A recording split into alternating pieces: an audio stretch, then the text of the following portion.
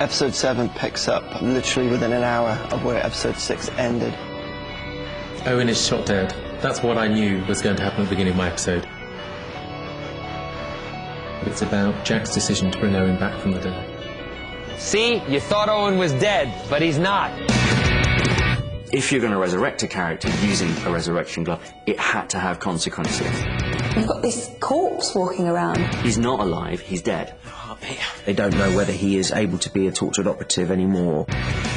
The most awful thing for Owen is it's not a near-death experience. It's the end of his life. Why is it so important for Jack to bring Owen back? He says it in a line in the prison cell. I was not ready to give up on you. Shooting and... Is that why you brought me back then? No. That's not why. You see the two men getting closer than they ever have been before, because they're now an extraordinary couple. There's Jack, who will live forever, and Owen, who's dead forever. You've got forever. I can have seconds. Hardly seems fair. It takes quite a bit for those two men to say what they feel to each other. And they do open up to each other. If you've got forever, you don't notice the flex in the concrete or bother to touch the bricks. The sequence was quite a touching one because you really saw how their little relationship together.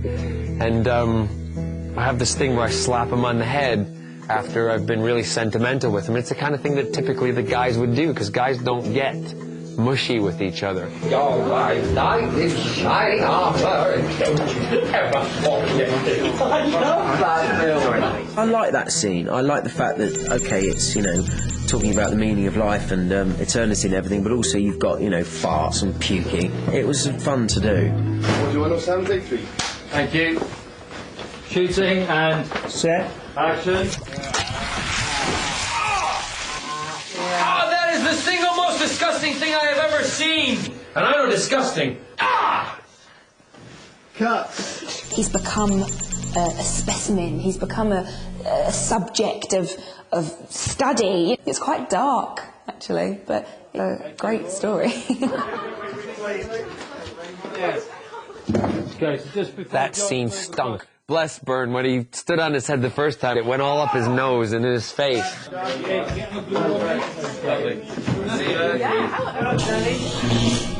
It fell through the rift about 40 years ago. There's an episode in Series 1 which is all about the resurrection glove that we first see in episode 1 of Series 1. And there was a lovely line towards the end of that episode. That's the thing about gloves, sir.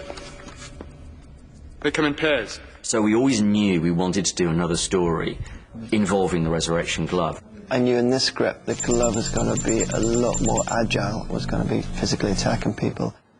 It was just sort of irresistible, actually, to take the second glove, to say it has new properties, and have much more fun with it, actually.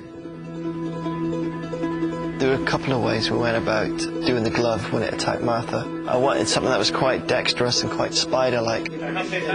We had an animatronic glove on a green pole that we could paint out.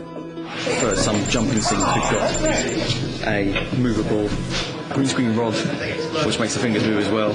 So when he flies through frame, I hope you get some little bit of movement. We also had Rory in his green suit with the glove. Today, I've been doing the glove bit, so yeah, I've had all green and had the glove on, so then I can move the glove all around, and then they can chroma me out, because I'm all dressed in green, so it makes the glove look like it's animated on its own. Thank you. Nice and quiet, please. And action. Rory crawls across the floor with the glove. We then shoot a clean plate shot. When those two shots are put together, they'll basically erase Rory out of the picture, so what you're left with is just the glove moving along.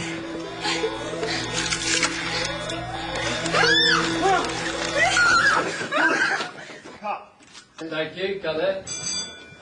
It was Rory we used more often than not, because we just had the most motion control out of it, and it just did exactly what we wanted.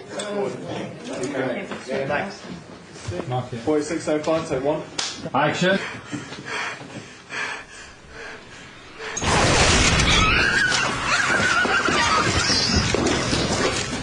Okay, Jack throws it back out into the room. Give me the gun. Somebody give me the gun now. Jack, give me the gun. Jack throws him the gun. and boom.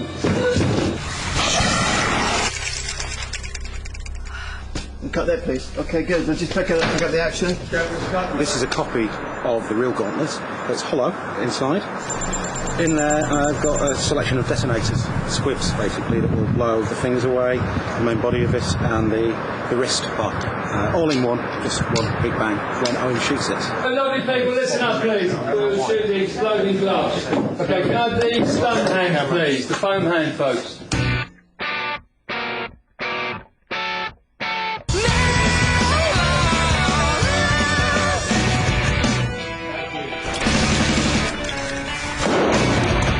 The autopsy room doesn't immediately lend itself to what's basically an action sequence.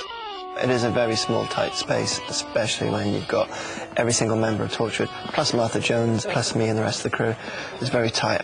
There's long, long days in the autopsy room. I left part of my soul in the autopsy room, I think. Well, clear up please, then we'll invite our artist on. It was quite exciting to have the idea of lots of weevils running down the street and a nest of weevils in a church. What I really love about the weevils is they're terrifying. And if you're alone with a weevil and you've not got a gun, you're probably dead. That's been very well set up in the previous series, how dangerous the weevils are and how much you don't want to be around them. 41, 29, 4. Here we go, shooting and action.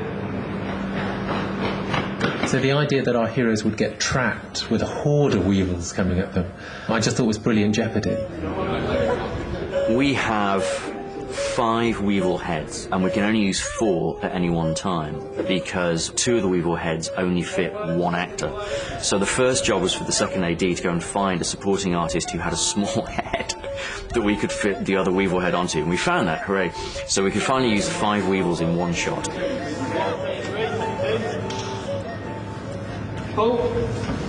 We have Paul Casey, who's always our hero weevil, and then we had 4 extras.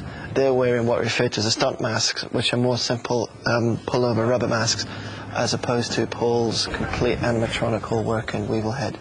So for any close-ups, we'll always use Paul's proper weevil head. We get more weevil action in this episode than we've ever seen before. We haven't really seen them en masse like this before.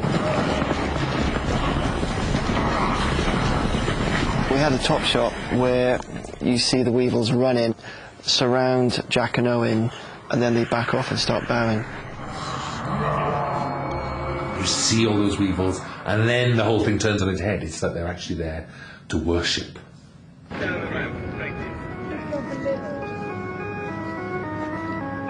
We're now down by the edge of the car park roof with John and...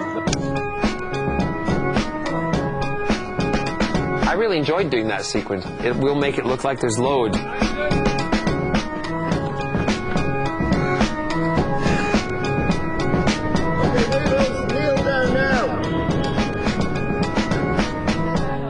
You literally just hold the camera in the same place and you put 5 weevils down, they do the action, and then you get them all to stand up and they move over and they lie down somewhere else and they do the same action. Jack and Owen turn around, have a look.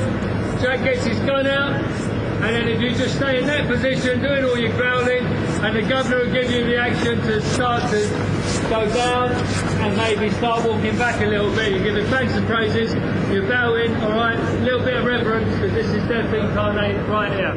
Basically, what we do is we just mark off different quadrants on the monitor with a chronograph pen, and basically you just plot it.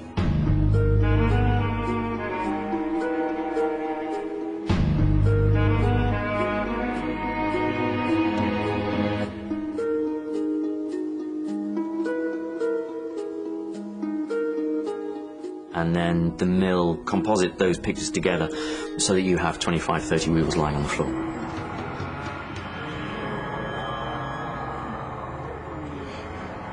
Owen, what the hell is going on?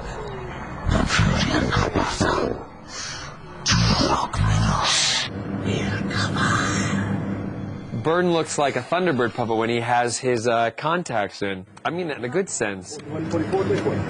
Okay, shooting and action. Owen, what the hell is going on?